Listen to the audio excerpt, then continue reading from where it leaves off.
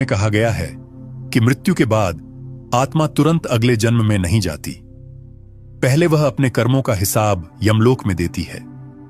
वहां उसके पुण्य और पाप दोनों को तौला जाता है, और जब निर्णय हो जाता है कि आत्मा को आगे क्या भोगना है, तब उसे अगले जन्म के लिए भेजा जाता है।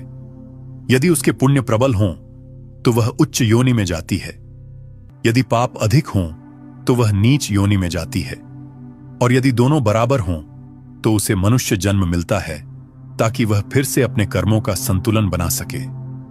मनुष्य जन्म को इसलिए सर्वोच्च कहा गया है क्योंकि यही वह स्थान है जहां आत्मा को चुनाव का अवसर मिलता है।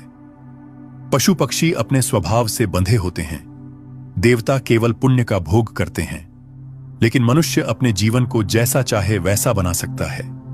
यही कारण है कि शास्त्रों में कहा गया है, मानव जन्म दुर्लभ है, क्योंकि यह जन्म आत्मा को मोक्ष का द्वार खोलने का अवसर देता है। सोचिए, यदि आप इस जन्म में केवल भोग विलास में डूब गए तो अगले जन्म में आत्मा फिर से उसी चक्र में फंस जाएगी। लेकिन यदि आपने इस जन्म में धर्म, भक्ति और आत्मज्ञान का मार्ग अपनाया तो आत्मा धीरे धीरे जन्म मरण के बंधन से मुक्त हो जाएगी। यही कारण है कि संत और शास्त्र हमें बार बार चेतावनी देते हैं कि जीवन को व्यर्थ मत गंवाओ।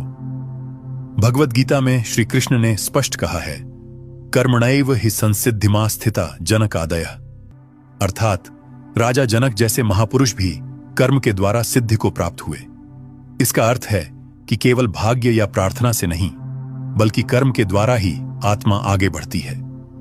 प्रार्थना और भक्ति आत्मा को सही दिशा देते हैं, लेकिन अंतिम निर्णय कर्म ही करता है। एक कथा आती है एक साधक की, जिसने कई जन्मों तक तपस्या की, लेकिन हर बार किसी न किसी मोह में फंसकर अधूरा रह गया। अंततः जब वह जन्म जन्मांतर के अनुभवों से सीख चुका, तब उसने पूर्ण विरक्ति धारण की और ईश्वर में लीन हो गया। उसी क्षण उसका चक्र समाप्त हो गया और आत्मा मोक्ष को प्राप्त हुई। यह कथा बताती है कि चाहे आत्मा कितनी भी भटके, अंततः उसका मार्ग मोक्ष की ओर ही है। गरुड़ पुराण कहता है कि जो आत्मा केवल पुण्य और पाप के चक्र में उलझी रहती है,